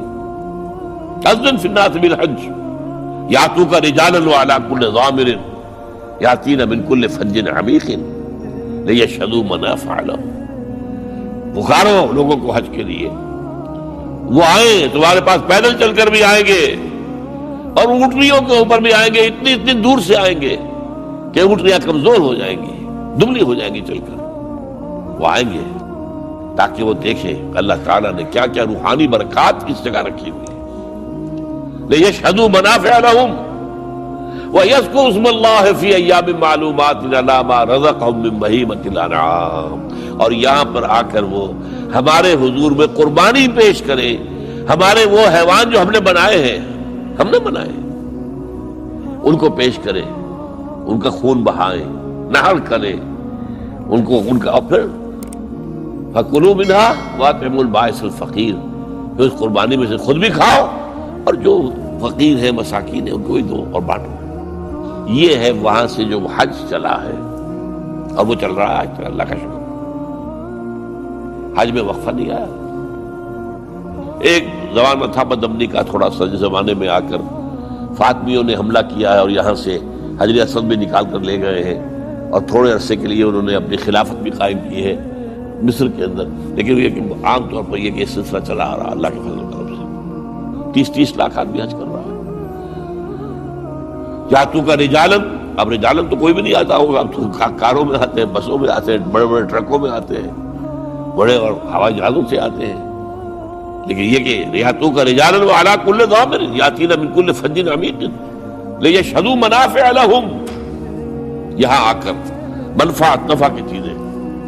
میرا خیال تھا مالکم ایکس جو ہے ایک بہت بڑے لیڈر گزرے ہیں امریکہ میں، جو بلیکس ہیں، ایفرو امریکنز جو کہلاتے ہیں، وہ جب اسلام لے آیا تھا وہ بہت زبردست لیڈر تھا، بہت بڑا لیڈر تھا۔ اس نے یوں سمجھیے ایک طرح سے وہاں کے جو کالے تھے، جو غلامی کے اوپر کانے بیٹھے ہوئے تھے، ان کے اندر جو ہے ایک جذبہ پیدا کیا ہے، وہ اٹھے ہیں، کھڑے ہوئے ہیں، مقابلے کے اندر تیار ہوئے، مالکم ایکس۔ تو اس نے جو پھر اپنے مشاہدات لکھے حج کے، کہ میں نہیں سمجھتا کہ پوری دنیا میں کہیں اور یہ منظر، یہ مساوات، 2 چادریں بس جسم کے اوپر، ان میں بادشاہ بھی ہیں تو وہ 2 چادروں پہ ڈالے ہوئے جسم پر۔ آخر عرب کے بادشاہ بھی کرتے کہ نہیں کرتے حج؟ احرام تو وہی ہوگا. اور پھر جو بھی ایک مرکز کے گرد جو صفیں بنتی ہیں، میرا تو اپنا تاثر جو تھا، حالانکہ معلوم تھا کہ مسلمانوں کی تمام جتنے بھی فرقے ہیں ان کا جو ہے قبلہ تو وہی ہے، لیکن ایک ہوتا ہے علم میں کسی شے کا ہونا، ایک ہے دیکھنا.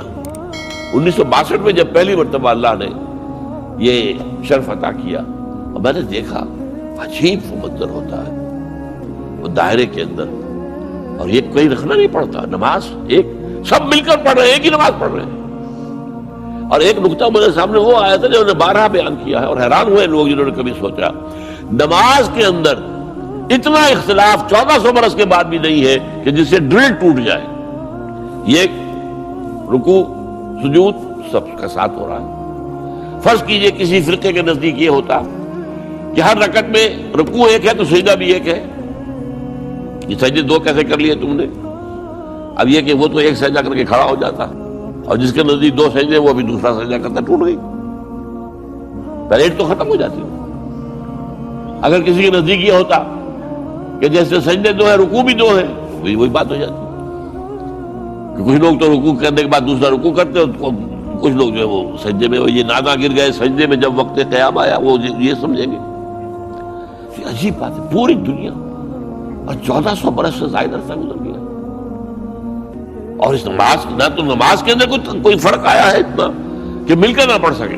شیعہ، سنی، حنفی، شافعی، مالکی، جعفری، زیدی، ظاہری، عباضی، کم سے کم یہ 8 جو ہے فقہ ہے دنیا میں اس وقت. 4 اہل سنت کی ہے، 4 ان کے باہر کی ہے. جعفری شیعہ عام جو ہے اثنا عشری، زیدی ایک اور شیعہ کی شاخ ہے زیدیہ، ایک عباضیہ ہیں. یہ جو ہے ہوتے تھے جو جن کے کفر کے اوپر جو ہے امت کا اجماع ہو گیا تھا، خارجی. ان خارجیوں میں سے کچھ لوگ باقی بچے ہوئے جو نرم ہیں، ان کے اتنے سخت معاملات نہیں تو پہلے ہوتے تھے، وہ عباضی کہلاتے ہیں. سلطنت عمان جو ہے وہ عباضی سلطنت ہے. پھر ایک ابن حزم ظاہری ہوئے ہیں جو کہ اسپین میں ہوئے، بہت بڑے فقیہ، بہت بڑے عالم. تو 8 فقہ ہیں، لیکن نماز کے اندر کوئی فرق واقع نہیں ہوتا، ڈرل نہیں ٹوٹتی، پریڈ میں خلل نہیں ہوتا. اور پھر یہ کہ وہاں جو دیکھتے ہیں سب کو کھڑے ہوئے، ایک کالے گورے اور زرد لوگ جتنے بھی ہیں، ساؤتھ ایسٹ ایشیا اور چائنا سے لوگ آ رہے ہوتے ہیں، ان کی رنگتیں اور ہیں، یورپ کی اور ہیں، سرخ و سفید ہیں، سیاہ ہے، سیاہ فام ہے، انتہائی سیاہ بھی ہے، کوئی بیچ کے شیڈز بھی ہے، سب کی سب پوری نوع انسانی جگہ ایک مرکز کے گرد جمع. کوئی اور انسان کو کوئی روحانی اور افادہ یا استفادہ نہ بھی ملے. تبھی یہ مشاہدہ جو ہے یہ خود اس قدر جو ہے انسان کے اندر ایک جذبہ پیدا کرنے والی شے ہے. اور اسلام کی عظمت، اس کا جو سکہ بیٹھتا دل کے اوپر دیکھنے والے کے لیے، سوچنے والے کے لیے، وہ اسی کے اندر موجود ہے. بہرحال وَإِذْ بَوَّأْنَا لِإِبْرَاهِيمَ مَكَانَ الْبَيْتِ أَلَّا تُشْرِكْ بِي شَيْئًا وَطَهِّرْ بَيْتِيَ لِلطَّائِفِينَ وَالْقَائِمِينَ وَالرُّكَّعِ السُّجُودِ وَأَذِّنْ فِي النَّاسِ بِالْحَجِّ يَأْتُوكَ رِجَالًا وَعَلَىٰ كُلِّ ضَامِرٍ يَأْتِينَ مِنْ كُلِّ فَجٍّ عَمِيقٍ لِيَشْهَدُوا مَنَافِعَ لَهُمْ وَلِيَذْكُرُوا اسْمَ اللَّهِ عَلَىٰ مَا رَزَقَهُمْ فِي أَيَّامٍ مَّعْلُومَاتٍ عَلَىٰ مَا رَزَقَهُمْ مِن بَهِيمَةِ الْأَنْعَامِ. تو یہ حج کا نظام ہے جس کو کہ پھر اس کی فرضیت کا حکم وہ ہے جو سورہ آل عمران میں آیا ہے. ان اول بیت وضع للناس الذی ببکہ، اس کی میں نے وضاحت کر دی آپ کے سامنے. وہ کیا ہے؟ ہدی و مبارکا للناس، ہدی للناس، اور مبارک ہے لوگوں کے لیے، برکتوں والا ہے. فیہ آیات بینات مقام ابراہیم، اس میں بڑی روشن نشانیاں ہیں. مقام ابراہیم موجود ہے جس پتھر پر کھڑے ہو کر حضرت ابراہیم تعمیر کرتے رہے. آپ کو معلوم ہے جیسے اونچی عمارت بنانے کے لیے، دیوار بنانے کے لیے آپ کو لگانے پڑتے ہیں نا وہ اسکیفولڈنگ، وہاں کون سی اسکیفولڈنگ تھی؟ اتنا اونچا پتھر. تو کہتے ہیں کہ وہ پتھر جس پر کھڑے ہو کر حضرت ابراہیم، وہ خود ہی اونچا ہوتا جاتا تھا، اور اس کے اوپر پاؤں کے نشان موجود ہیں حضرت ابراہیم علیہ السلام. اب یہ چیزیں پھر صفا و مروہ، جہاں پر کہ وہ حاجرہ، وہ اللہ کی بندی بچے کو جب تڑپتے ہوئے دیکھ رہی تھی کہ پینے کے لیے پانی نہیں چاہتا، اور غذا تو دور کی بات ہے، پانی نہیں ہے، پیاسا تڑپ رہا ہے. دوڑتی ہوئی چڑھتی تھی صفا پہاڑی کے اوپر. اب تو وہ پہاڑیوں کے نشان رہ گئے نا صرف, باقی درمیان میں سے سارا کا جو ہے وہ بھر گیا, بازار بن گیا, بہترین جو ہے وہاں پر اب جو ہے خوبصورت قسم کے ٹائلوں والے فرش لگے ہوئے ہیں. اب صفا کے اوپر ایک اور منزل اوپر بنا دی گئی ہے, لیکن اس وقت پہاڑیاں تھی, کوئی درخت بھی نہیں, کوئی گھاس بھی نہیں. دوڑ کے ادھر گئی, دیکھا ادھر کوئی انسان کوئی نظر آ جائے, اس کو میں آواز دوں وہ پانی لے کے آئے میرے بچے کی, نہیں ہے. دوڑی آئی, پھر نیچے آ کر پھر دوسری پہاڑی پر چڑھ گئی مروہ کے اوپر, وہاں پر جا کے جھانکا, 7 چکر اس اللہ کی بندی نے لگائے. یہ ان کی یاد منائی جا رہی ہے. ان الصفا والمروہ من شعائر اللہ فمن حج البیت او اعتمر فلا جناح علیہ ان یطوف بہما ومن تطوع خیرا فإن اللہ شاکر علیم. یہ وہ یاد ہے حضرت ابراہیم کی پوری زندگی کا معاملہ. یہ جو شیطانوں کو پتھر مارے جا رہے ہیں, جب حضرت اسماعیل کو لے کر نکلے ہیں حضرت ابراہیم ذبح کرنے کے لیے, تو شیطان نے 3 جگہ پر آ کر انہیں روکا, کیا کر رہے ہو, کہاں جا رہے ہیں, غلط کام کر رہے ہیں. انہوں نے کنکر ماری, اس سے دفع ہو جاتا ہے. وہاں پر وہ جو 3 نشان ہیں, وہ جو رمی جمرات ہو, یہ سب کیا ہے حضرت ابراہیم کی ایک وہ کامل زندگی, امتحان والی زندگی جو میں نے آپ کے سامنے رکھا ہے. یہ اس کے مختلف ادوار, اس کے مختلف مواقع, اس کے جو ٹرننگ پوائنٹس ہیں, ان کو اللہ تعالیٰ نے اس میں محفوظ کر دیا قیامت تک کے لیے. تو فرمایا ان اول بیت وضع للناس الذی ببکۃ مبارکا وہدی للعالمین فیہ آیات بینات مقام ابراہیم ومن دخلہ کان آمنا. یہ وہ ہے معجزہ, جو شخص بھی حرم میں داخل ہو جائے اس کے لیے امن ہے.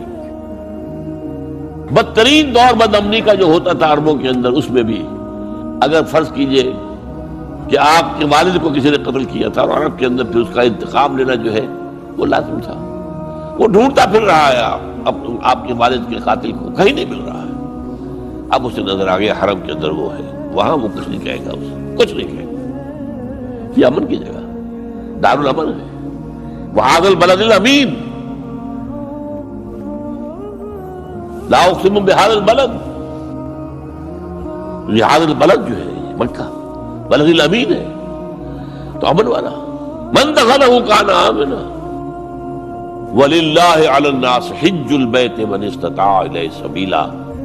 اور اللہ کی طرف سے لوگوں پر ایک ذمہ داری ہے, بوجھ ہے کہ وہ اس کے گھر کا حج کرے جو بھی اس کے لیے استطاعت رکھتا ہو سفر کی.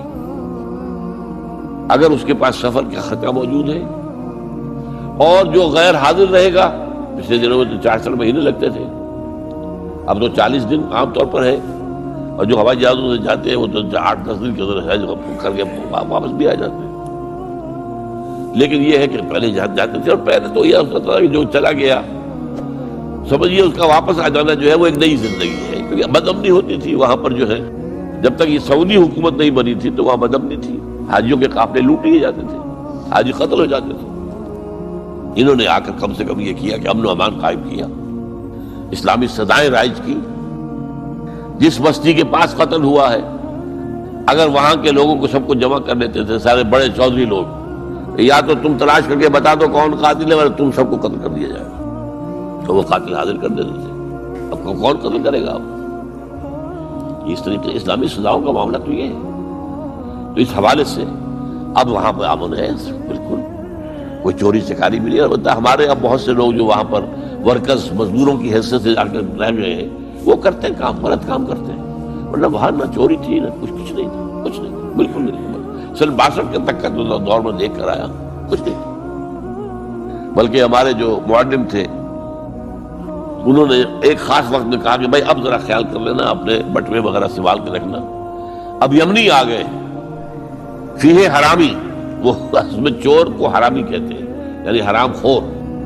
تو فیہ عقیل عطاس ان کا نام تھا, فیہ حرامی, ان کے یمنیوں کے اندر چور ہیں, تو ذرا اب خیال رکھنا اپنے جیبوں کا. اس سے پہلے جب تک وہ اب یمنی نہیں آیا کوئی حکومت. یہ جو حج ہے, اب اس کے بارے میں چند منٹ رہ گئے, اس کی خاص بات آپ نوٹ کیجئے. دیکھیے اسلام کے 5 ارکان ہیں جو ہم نے پڑھے حدیث کے دوران. ایک کا تعلق عقیدت سے, کلمہ شہادت, 4 عبادات ہیں. نماز، روزہ، حج اور زکوٰۃ۔ ان میں ایک فرق یہ ہے کہ دو عبادتیں وہ ہیں کہ جو ہر مسلمان پر فرض ہے، پیسے والا ہو، بھوکا ہو، خلاش ہو، نماز تو پڑھنی ہے، روزہ تو رکھنا ہی رکھنا ہے۔ البتہ دو وہ ہے جو صاحب ثروت لوگ، اگر آپ صاحب نصاب ہیں تو زکوٰۃ دیں گے، ورنہ تو نہیں۔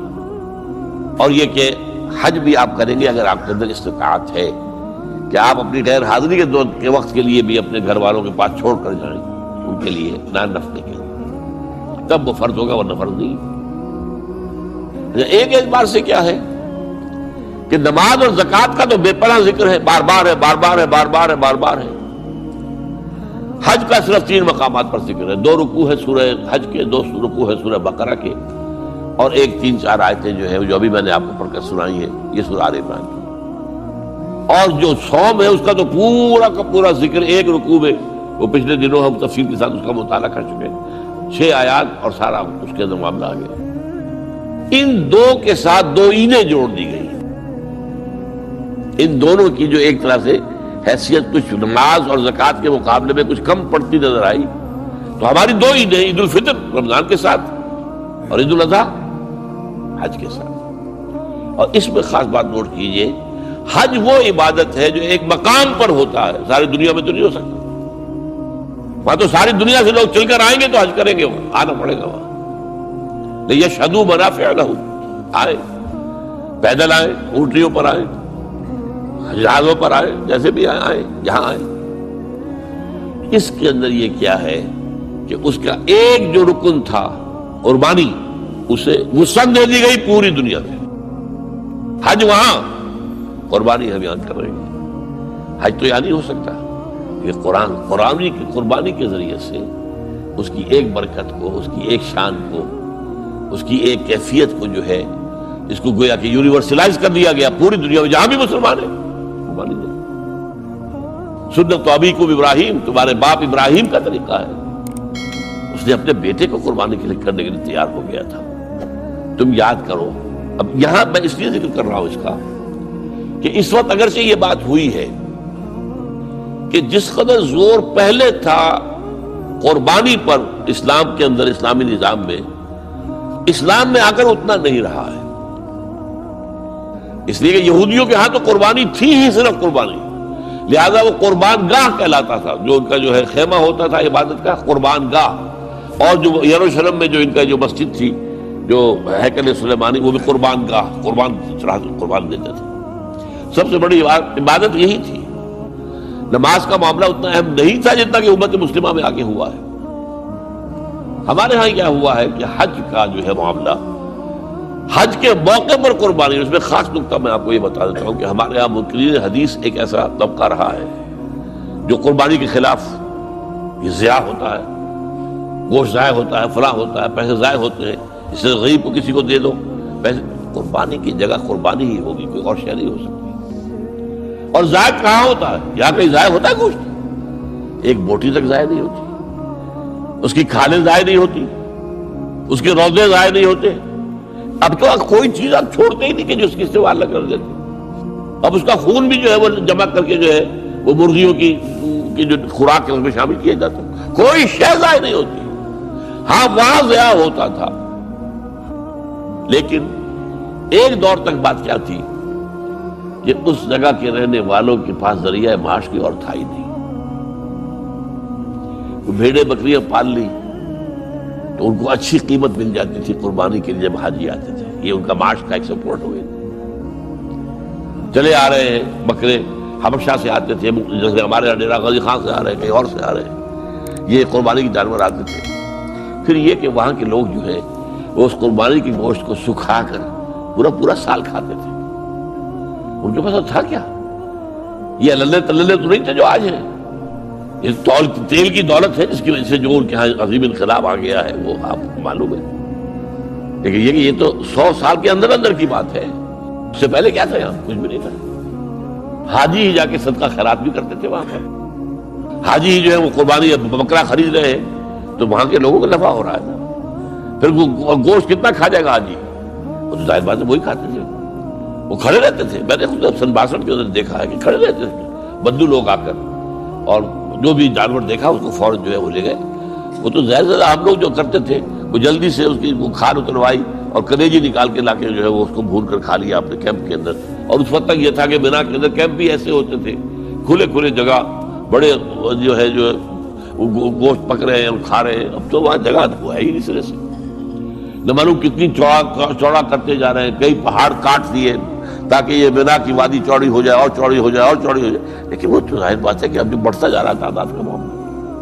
لیکن یہ کہ یہ بالکل بکواس تھی کہ کوئی ضائع ہوتا، ضائع کہاں ہوتا، ضائع وہاں ہوتا تھا، اس لیے اس کو وہ کہتا تھا غلام احمد پرویز کہ وہاں جائز ہے۔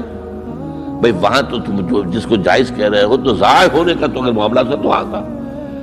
آپ کو یاد ہوگا یہ افغان جہاد جب ہو رہا تھا تو پورے بڑے 747 جہاز بھر کر قربانی کے گوشت کے آتے تھے یہاں افغانستان میں مجاہدین کے لیے، اور وہاں اور جو یہاں پہ جو ان کے وہ تھے مہاجرین تھے ان کے لیے پورے ان کے جو جہاز بھر کر آتے تھے، اتنا گوشت وہاں ہوتا ہے۔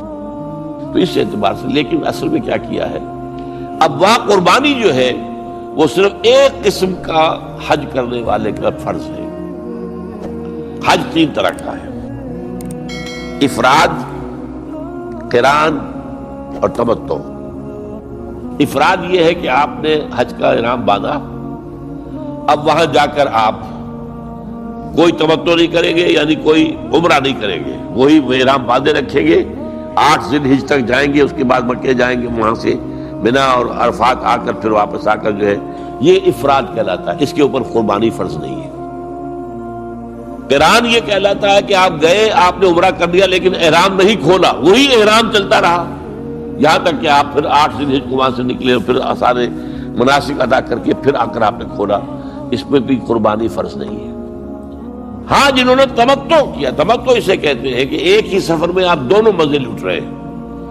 پچھلے زمانے میں کیا تھا، حج کے لیے علیحدہ سفر، عمرے کے لیے علیحدہ سفر، وہاں یہ نہیں تھا۔ یہ تو حضور صلی اللہ علیہ وسلم نے پھر آسانی پیدا کی ہے، اس لیے کہ ایک دور میں تو حج جو ہے بس عرب کے لوگ ہی آتے ہوں گے نا صرف، اور کہاں سے کوئی آتا ہوگا، لیکن حضور صلی اللہ علیہ وسلم کی تو معلوم تھا کہ امت کہاں سے کہاں پہنچے گی۔